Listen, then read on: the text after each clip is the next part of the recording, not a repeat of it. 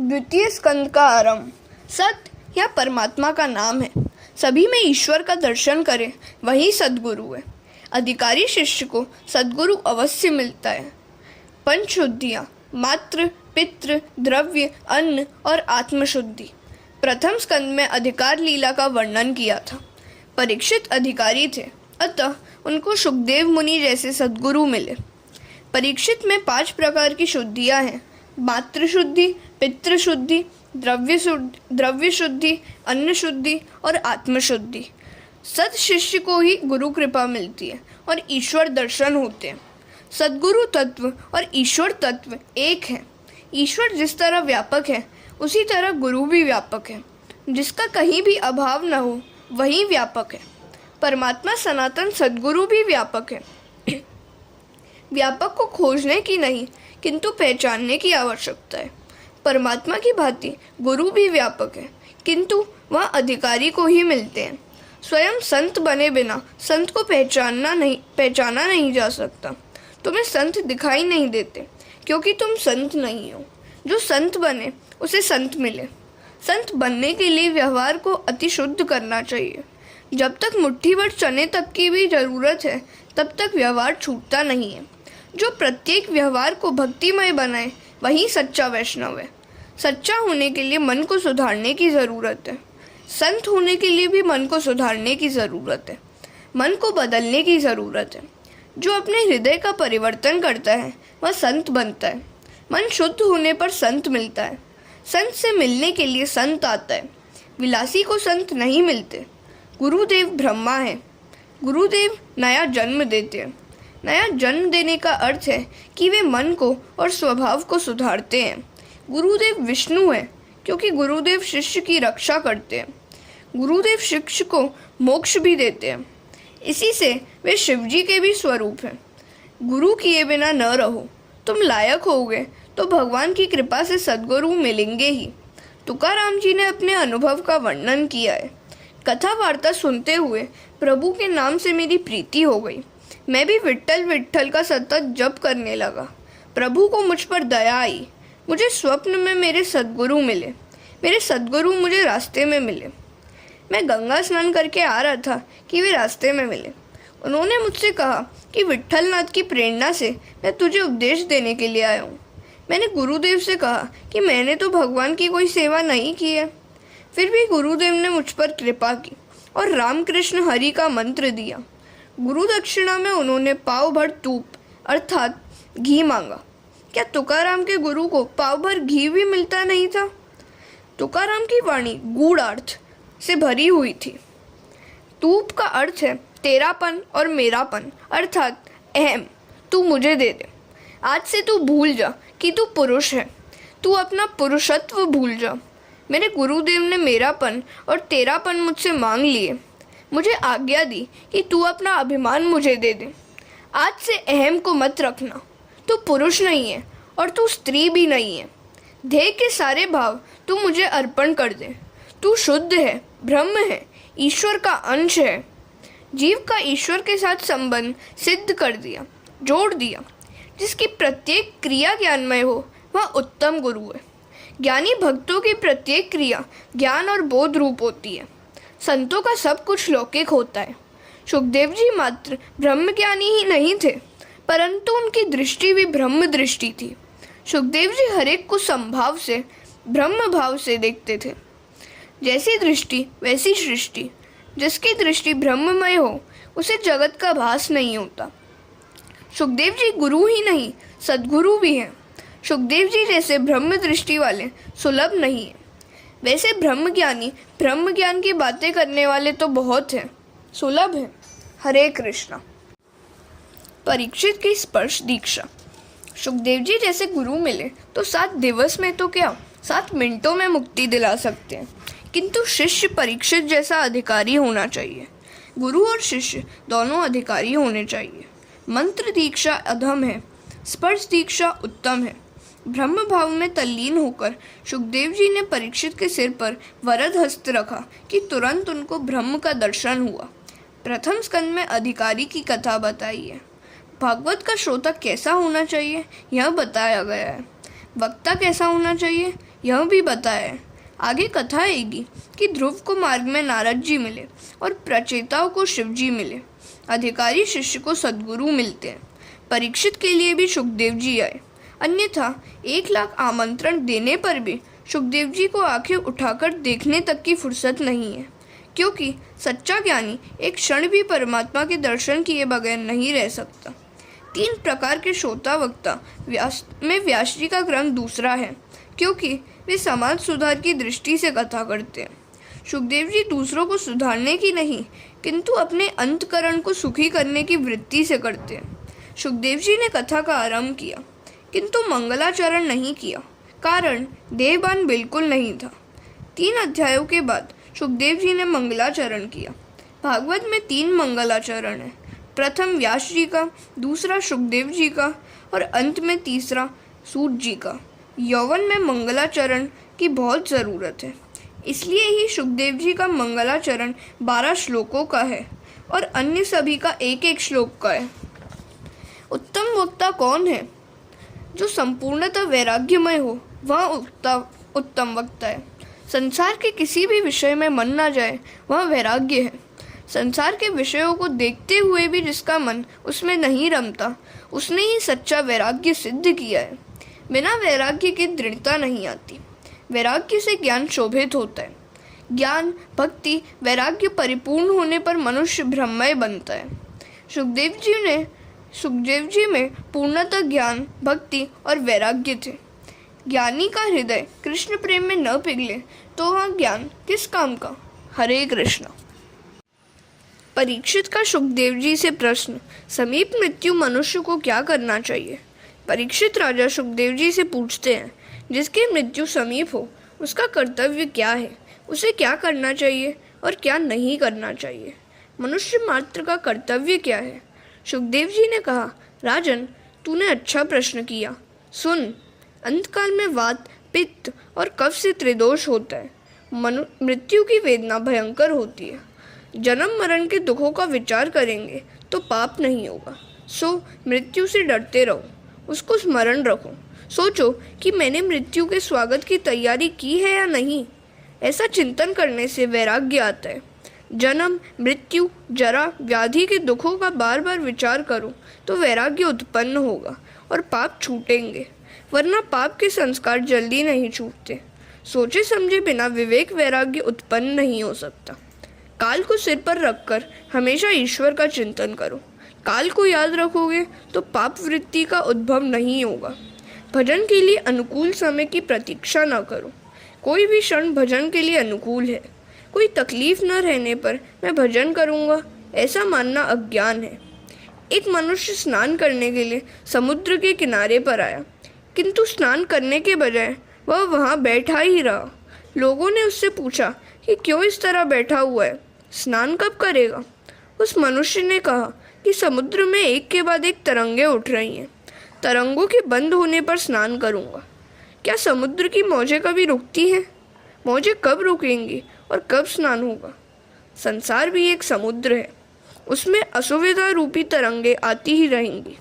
इसलिए यदि कोई कहे कि अनुकूलता होने पर भगवान का भजन करूँगा, तो वैसी सर्वांगी अनुकूलता तो आएगी ही नहीं।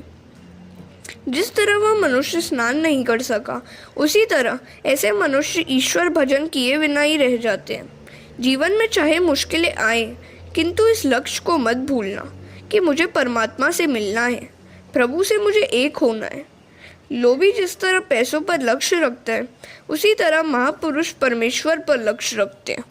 भगवान ने भी गीता में कहा है, अंतकाल में जो मेरा स्मरण करता हुआ देह त्याग करता है, वह मुझे पाता है। अंतकाल का अर्थ जीवन का नहीं, परंतु प्रत्येक क्षण का अंतकाल। सो प्रत्येक क्षण ईश्वर का चिंतन, ध्यान, स्मरण करना चाहिए। प्रत्येक क्षण को सुधारोगे तो मृत्यु भी सुधरेगी। प्रत्येक क्षण को सुधारने का अर्थ है हर क्षण ठाकुर जी को अपनी दृष्टि में रखना। लोग मानते हैं कि सारा जीवन काम धंधा करेंगे, उल्टा सीधा करके धन कमाएंगे और अंतकाल में भगवान का नाम लेकर संसार पार कर लेंगे। यह गलत विचार है। इसलिए तो स्पष्टता की गई है कि हमेशा जिस भाव का चिंतन करोगे, उसी का अंतकाल में भी स्मरण होगा। भगवान ने भी आशा की है कि तस्मात् सर्वेषु कालेषु माम अनुस्मर, इसलिए सारा समय तू निरंतर मेरा स्मरण कर। यहाँ तो सर्वविदित बात है कि जिस बात का सर्वदा चिंतन किया गया है, मृत्यु के समय भी उसी का स्मरण होता रहेगा। एक सुनार का दृष्टांत है। एक सुनार बीमारी के कारण शैया में पड़ा हुआ था। कई महीनों से वह बाजार नहीं जा सका था, सो उसे सोने और सोने के बाजार का भाव का विचार ही आता रहता था। अंतकाल आया, बुखार बढ़ता जा रहा था। डॉक्टर ने आकर बुखार नापकर कहा कि 105 डिग्री है। सुनार ने समझा कि किसी ने सोने का भाव बताया है। वह अपने पुत्र से कहने लगा कि बेच दे, हमने 80 के भाव में लिया था, अब 105 हुआ है तो बेच दे। ऐसा बोलते बोलते ही वह मर गया। सुनार ने सारा जीवन सोना खरीदने बेचने में और सोने के विचार में ही गुजारा था, सो अंतकाल में उसे सोने का ही विचार आता रहा। धन संपत्ति ही चिंता करने वाले को, रुपए पैसा पैदा करने वाले को अंतकाल में भी उसी का विचार आता है। धन कमाना कोई पाप नहीं है, किंतु उसे कमाते समय भगवान को भुला देना पाप है। सुखदेव जी ने कहा कि हे राजन, मनुष्य की आयु इसी तरह समाप्त हो जाती है। निद्रा और विलास में रातें गुजर जाती हैं और धन प्राप्ति के प्रयत्न में तथा कुटुंब के परिपालन में दिन गुजरते जाते हैं। मनुष्य का अधिकतर समय निद्रा और अर्थोपार्जन में चला जाता है। उसका बहुत सा समय बातें करने में चला जाता है। बहुतों का समय पढ़ने में गुजरता है। बहुत पढ़ना भी अच्छा नहीं है। अतिवाचन से शब्द ज्ञान तो बढ़ता है, किंतु साथ साथ अभिमान भी बढ़ता है। राजन, जो समय चला गया है उसके लिए अब मत रो, उसका विचार भी न करो। भूतकाल की बातें ही सोचते रहने से कोई लाभ नहीं है। तुम अपने वर्तमान को सुधारो। 7 दिनों का जो यह समय मिला है उसी का सदुपयोग कर लो। मनुष्य इंद्रियों के सुख में ऐसा फंसा हुआ है कि उसे अपने लक्ष्य का ध्यान ही नहीं रहता। शरीर, स्त्री, संतान आदि सब कुछ असत्य है, फिर भी उन सबके मुंह में ऐसा पागल बन गया है कि उसे समय और लक्ष्य का भी भान नहीं रह गया है। तुम्हें क्या करना है, कहाँ जाना है, क्या बनना है, उसका विचार आज ही कर लो। इच्छा शुद्धि के बिना कर्म शुद्धि नहीं होती। तुम निश्चय कर लो कि मुझे भगवान से मिलना है, मुझे प्रभु के धाम में जाना है, मुझे पुनर्जन्म नहीं लेना है। जगत में विकार और वासना के बढ़ जाने के कारण त्याग और संयम कम हो गया है। काल मनुष्यों को धक्का दे और उन्हें रो रो के घर छोड़ना पड़े, उससे यहाँ अच्छा है कि वे विवेक से स्वेच्छापूर्वक घर छोड़ दे। हे राजन, मानव जीवन की अंतिम परीक्षा मृत्यु है। मनुष्य की प्रत्येक क्षण मृत्यु होती रहती है। जो प्रत्येक क्षण को सुधारता है उसकी मृत्यु सुधरती है, और जिसकी मृत्यु सुधर गई उसका जीवन भी उजागर हो जाता है। प्रभु का स्मरण प्रत्येक क्षण के अंतकाल में करना चाहिए। क्षणस्य अंतकाले, मात्र जीवन के अंतकाल में नहीं। क्षण क्षण को जो सुधारता है उसी का जीवन सुधरता है। यह शरीर प्रति क्षण बदलता रहता है, अर्थात प्रति क्षण शरीर का नाश होता रहता है। अंतकाल में अर्थात प्रत्येक पल के अंत में मनुष्य की मृत्यु होती रहती है। सो प्रभु का स्मरण प्रति क्षण करो। शंकराचार्य ने शांकर भाष्य में यही कहा है। अन्यथा जिसका जीवन निद्रा, धनोपार्जन और कुटुंब के परिपालन में ही गुजर गया हो, उसे अंतकाल में वही सब कुछ याद आता है। सारा जीवन जिसमें बीता हो वह अंतकाल में याद आता ही है। एक बूढ़ा बीमार हो गया। उसका सारा जीवन द्रव्य आदि के पीछे ही बीता था। अंतकाल नज़दीक आया। उसके पुत्र आदि कहते हैं कि पिताजी, अब आप श्री कृष्ण गोविंद हरे मुरारी हे नाथ नारायण वासुदेवा का जप कीजिए, किंतु उस बूढ़े के मुंह से शब्द निकलते ही नहीं है। जीवन में कभी भगवान का नाम लिया हो तब वह नाम याद आए ना। वह बूढ़ा मन से द्रव्य का ही चिंतन कर रहा है। उसकी दृष्टि आंगन में गई। उसने देखा कि बछड़ा झाड़ू चबा रहा है। इतना छोटा सा नुकसान भी वह बूढ़ा कैसे सह सकता है। उसका दिल जलता है कि मैंने कैसे धन कमाया है, यहाँ ये लोग क्या जाने। उसे लगा कि रुपए पैसों की तथा अन्य वस्तुओं की इन लोगों के लिए कोई कीमत ही नहीं है। मेरे जाने के बाद ये घर को लुटा ही देंगे। वह बूढ़ा कुछ स्पष्ट बोल तो सकता नहीं था, इसलिए कुछ बड़बड़ाने लगा। उसके बेटे ने सोचा कि पिताजी भगवान का नाम लेना चाहते हैं किंतु कुछ बोल नहीं सकते। दूसरे बेटे ने सोचा कि पिताजी कभी भगवान का नाम तो लेते नहीं, सो वे कुछ मिल्कियत के बारे में कहना चाहते हैं। कुछ धन छुपा रखा होगा, उसके बारे में कुछ कहना होगा उन्हें। पुत्रों ने डॉक्टर बुलाकर उससे विनती की कि कुछ ऐसा करो कि पिताजी 2-4 शब्द बोल सके। डॉक्टर ने इंजेक्शन देने के लिए 1000 रुपये की फीस मांगी। पुत्रों ने सोचा कि कहीं गाड़ कर रखा हुआ धन बताएंगे, अतः 1000 रुपये खर्च कर डाले। पिता की बात सुनने को सभी आतुर थे।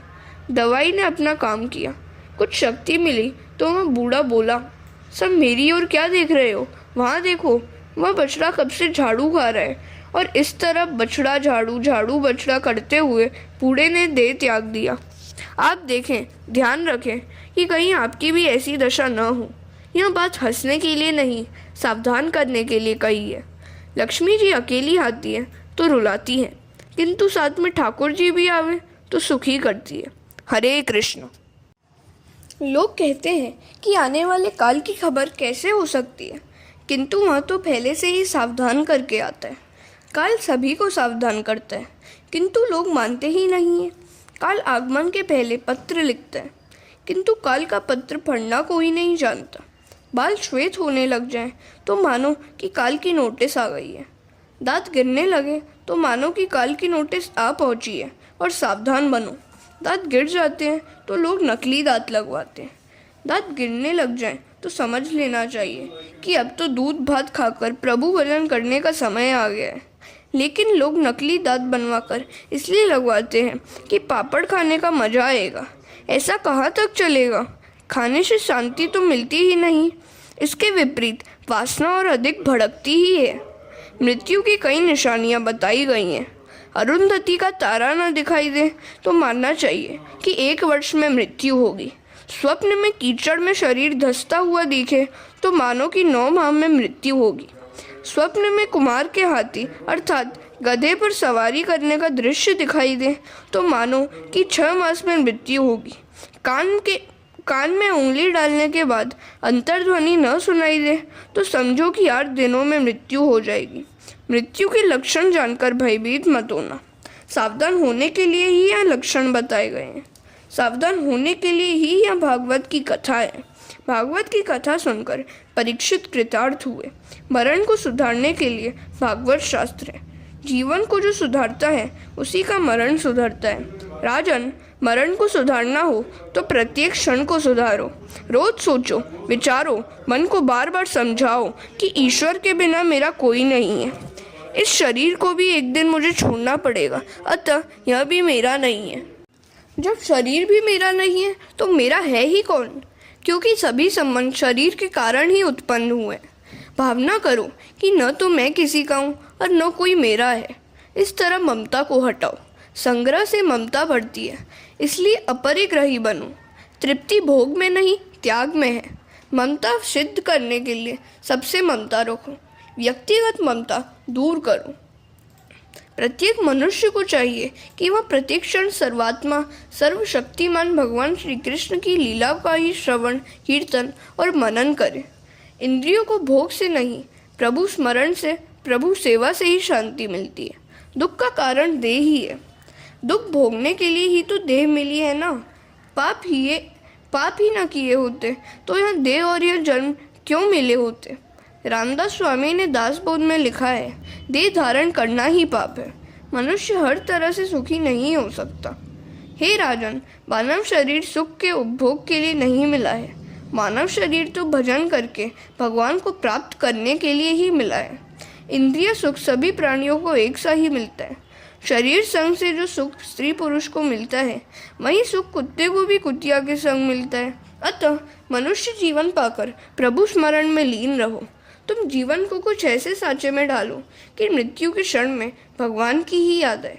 जीव शिव बनने का प्रयत्न ही नहीं करता, अन्यथा वह तो शिव बनने के लिए ही जन्मा है। जीव जब ईश्वर से कहता है कि मैं आपका हूँ तो वह संबंध अपूर्ण है, परंतु ईश्वर जब जीव से कहता है कि तू मेरा है, तभी वह संबंध परिपूर्ण है। पाप को टालो, पुण्य कार्य तो तुरंत करो। ईश्वर हमें पाप की प्रवृत्तियों से कभी नहीं जोड़ता, परंतु जन्मों की संचित संस्कार ही पाप करने के लिए प्रेरणा देते हैं। एकांत में ईश्वर भजन करो। मन को एकांत जल्दी एकाग्र बनाता है। एक ईश्वर में ही सबका अंत करना एकांत है।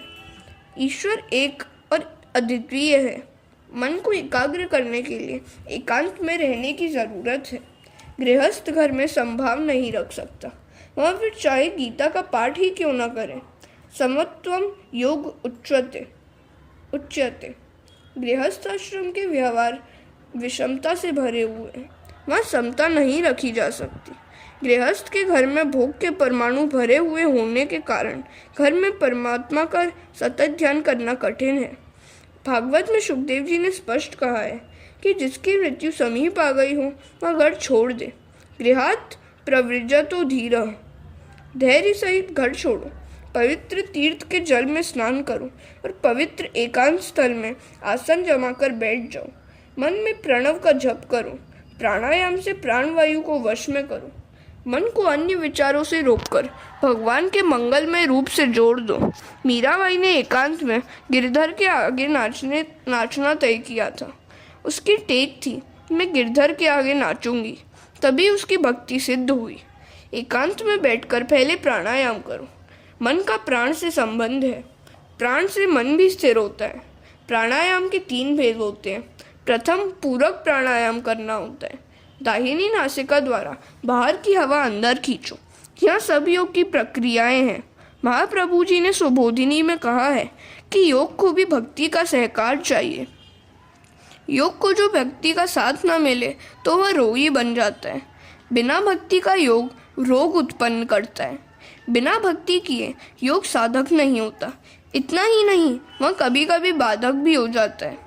भक्ति से योग किया जाए तो प्रभु के साथ संयोग होता है। योग से योगी मन को स्थिर कर सकता है, किंतु हृदय विशाल नहीं होता। हृदय की विशालता तो भक्ति और ज्ञान से ही होगी। इसलिए पूरक प्राणायाम से ऐसी भावना करो कि प्रभु का तेजोमय स्वरूप तुम्हारे हृदय में उतर रहा है। भगवान का व्यापक तेज तुम्हारे हृदय में आ रहा है। फिर जब कुंभक करो तब भावना करो कि मैं ईश्वर का आलिंगन कर रहा हूँ। प्राण को शरीर में रोके रखना ही कुंभक है। उस समय ब्रह्म संबंध की भावना करो। उस समय सोचो कि मेरे प्रभु के साथ मेरा मिलन हुआ है, मेरे प्रभु ने मेरा आलिंगन किया है। यह ब्रह्म संबंध सतत टिक जाए तो मुक्ति मिलती है। मनुष्य इस ब्रह्म संबंध को सदा बनाए नहीं रख सकता। संसार के विषयों में मन को जाने देने से ब्रह्म संबंध भंग हो जाता है। फिर रेचक प्राणायाम करना होता है। बाई नाक से श्वास बाहर छोड़ना रेचक कहलाता है।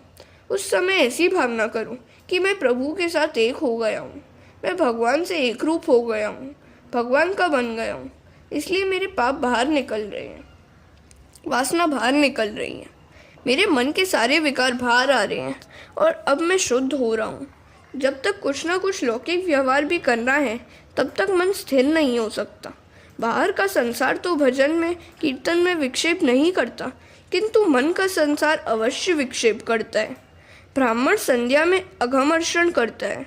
वह सोचता है कि मेरे पाप बाहर निकल रहे हैं। मन की मलिनता 2 प्रकार की होती है। स्थूल मलिनता, साधारण साधन तप व्रत अनशन आदि से यह मलिनता दूर होती है। सूक्ष्म मलिनता, तीव्र भक्ति ही उसे दूर कर सकती है। हरे कृष्ण। ध्यान विधि और भगवान के विराट स्वरूप का उल्लेख। सुखदेव जी ने इसीलिए आरंभ में विराट पुरुष का ध्यान धरने की बात कही है। विराट पुरुष की धारणा किए बिना मन शुद्ध नहीं होता। सुखदेव जी कहते हैं कि वैसे तो मेरा निष्ठा निर्गुण में है, तथापि नंद नंदन यशोदा नंदन मेरे मन को बार बार अपनी ओर खींच लेते हैं। श्री कृष्ण भगवान की मधुर लीलाएं मेरे मन को, मेरे हृदय को बलपूर्वक अपनी ओर आकर्षित करती हैं। इसी कारण से मैंने भागवत पुराण का अध्ययन किया और मैं वह आपको सुनाऊंगा। भगवान के नाम का प्रेम से संकीर्तन करना ही सभी शास्त्रों का सार है। सभी शास्त्र पढ़ो, उन पर विचार करो, किंतु याद रखो कि नारायण हरि ही सच्चे हैं। मैंने सब शास्त्र देख डाले, कई बार विचार किया, फिर भी सार तो एक ही निकला कि उन सभी के ध्येय केवल नारायण हरि ही हैं। सभी शास्त्रों के वाचन मनन के बाद मैंने तय किया है कि केवल भगवान का ही ध्यान करना चाहिए। निर्गुण के प्रति जब तक निष्ठा न हो सके तब तक मन के राग द्वेष नहीं जाएंगे। जिसकी सगुण में तो निष्ठा हो किंतु वह निर्गुण को न माने तो उसकी भक्ति अपूर्ण ही रहती है। ध्यान के आरंभ में मन की सेवा करो। ध्यान के समय मन शुद्ध न हो तो आनंद नहीं मिलता। मन को बाहरी विषयों में भटकते रहने की आदत पड़ गई है। वर्तमान काल में जीवन भोग प्रधान बन गया है, अतः मन को अंतर्मुख करना बड़ा कठिन है। ज्ञानी पुरुष मन की मलिनता धोने के लिए विराट पुरुष की धारणा करते हैं। विराट पुरुष की धारणा का अर्थ है सारे जगत को ब्रह्म रूप मानना। ब्राह्मण उस विराट पुरुष का मुख है, क्षत्रिय हाथ है, वैश्य जंगा है, शूद्र पग है, नदियाँ नाड़ी है। इस प्रकार जगत के प्रत्येक पदार्थ को ब्रह्म रूप देखकर मन को शुद्ध करना है। साधारण साधक के लिए इस विराट पुरुष की कल्पना करनी और धारणा कठिन है, अतः कुछ लोग अति सुंदर नारायण भगवान का ध्यान करते हैं। जगत को जब तक ब्रह्म रूप नहीं मानेंगे तब तक राग द्वेष नहीं मिटेंगे। कुछ लोग जगत को ब्रह्ममय मानते हैं तो कुछ लोग प्रत्येक पदार्थ में ब्रह्म स्वरूप का अनुभव करते हैं। राग द्वेष के नाश के लिए विराट पुरुष या स्वरूप का ध्यान करो। सारा विश्व उसी विराट पुरुष का स्वरूप है। ऐसी भावना मन में दृढ़ हो जाए तो जगत की किसी भी वस्तु के प्रति हीन भाव या कुभाव न हो। हरि ही जगत है। ब्रह्म दृष्टि से जगत सत्य है। ब्राह्मण भगवान के मुख से, वैश्य जंगा से, शूद्र चरण से और क्षत्रिय हाथ से निकले, अतः किसी का भी अपमान भगवान का ही अपमान है। इसलिए किसी का भी अपमान और तिरस्कार न करो। जगत में जड़ और चेतन का जब तक भेद रखोगे तब तक ध्यान में एकाग्रता नहीं आएगी। इसके बाद भागवत में वैराग्य का उपदेश दिया गया है। बिना वैराग्य के ध्यान नहीं हो सकता। ध्यान में एकाग्रता नहीं हो सकती। संसार का स्मरण ही दुख है और संसार का विस्मरण ही सुख है। ज्ञान मार्ग में तीव्र वैराग्य होना चाहिए। भक्ति प्रेम मार्ग में समर्पण की प्रधानता है। भक्ति करनी हो तो वह वैराग्य के बिना तो चल सकती है, किंतु सबके साथ प्रेम तो करना ही पड़ेगा। वैराग्य से यह काम अधिक कठिन है। सबके साथ प्रेम करो अथवा अकेले ईश्वर से प्रेम करो। जगत के प्रत्येक पदार्थ के साथ प्रेम करना भक्ति मार्ग है। ज्ञान मार्ग त्याग प्रदान है। भक्ति मार्ग में समर्पण का प्राधान्य है। ज्ञानी सबका निषेध करता हुआ परिनिषेध में जो शेष रहता है उसी में मन को दृढ़ करता है। साधारण मनुष्य के लिए ज्ञान मार्ग सुलभ नहीं है। मनुष्य सर्वस्व त्याग तो नहीं कर सकता। शरीर से आत्मा भिन्न है ऐसा सब समझते तो हैं, किंतु उसका अनुभव आसान नहीं है। भक्त मानता है कि गाय में बसे हुए श्री कृष्ण की सेवा घास में बसे हुए श्री कृष्ण से करूँगा। भक्ति मार्ग में सद्भाव आवश्यक है। सभी के प्रति सद्भाव रखना कठिन कार्य है। श्री कृष्ण भगवान तो स्वयं को लात मारने वाले को भी सद्भाव की दृष्टि से देखते हैं। मन की मलिनता धोने के लिए विराट पुरुष का ध्यान धरना है।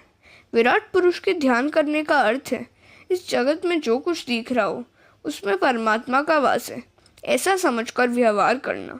सारा जगत उसी विराट पुरुष का स्वरूप है। विराट पुरुष के ध्यान के लिए तीव्र वैराग्य जरूरी है। सारा विश्व ब्रह्म रूप है ऐसा मानकर ज्ञानी पुरुष ललाट में ब्रह्म के दर्शन करता है। वैष्णव जन हृदय में चतुर्भुज द्वारिकानाथ के दर्शन करते हैं। प्रभु के एक अंग का चिंतन करना ध्यान है और प्रभु के सर्वांग का चिंतन करना धारणा है। दास्य भक्ति द्वारा हृदय जल्दी दीन बनेगा। पहले भगवान के चरणारविंद का ध्यान करो, फिर मुखारविंद का और अंत में सर्वांग का ध्यान करो। ध्यान योग की कथा कपिल गीता में विस्तार से दी गई है, जिसका यहाँ संक्षेप में वर्णन किया गया।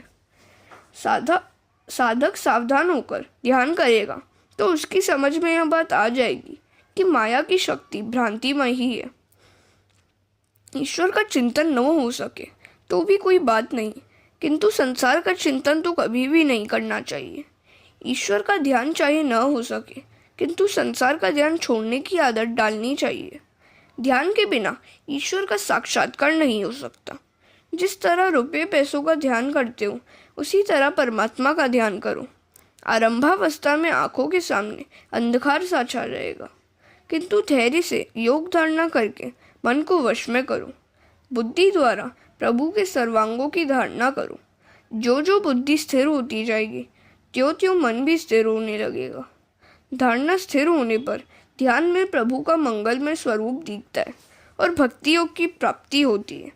ध्यान में मन यदि स्थिर न हो तो उस मन को मृत्यु से भयभीत करो, तभी वह स्थिर होगा। मन को किसी भी तरह समझाओ और स्थिर करो। षड़भंगुर जीवन की कलिका कल प्रात को जाने खिली न खिली।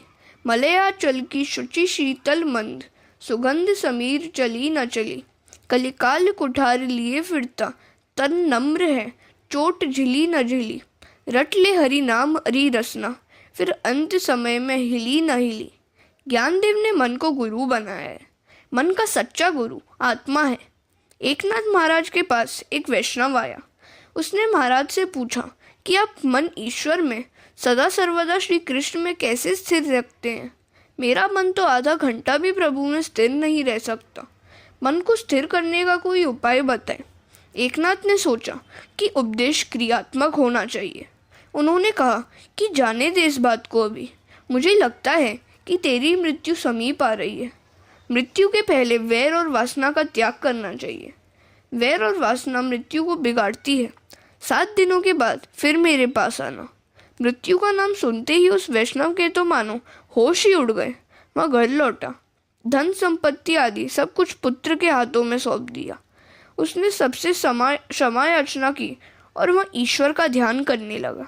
7 दिनों के बाद वह एकनाथ महाराज के पास आया। महाराज ने पूछा कि इन 7 दिनों में तूने क्या क्या किया? तूने कुछ पाप तो नहीं किया? वैष्णव ने उत्तर दिया कि मैं मृत्यु से ऐसा डर गया कि सब कुछ छोड़कर प्रभु के ध्यान में लग गया। तो एकनाथ ने कहा कि मेरी एकाग्रता का यही रहस्य है। मैं मृत्यु को रोज याद करता हूँ। मैं मृत्यु का मन में डर रखकर सतत ईश्वर भजन करता हूँ। अतः सभी विषयों से मेरा मन हट जाता है और सदा सर्वदा श्री कृष्ण में एकाग्र रहता है।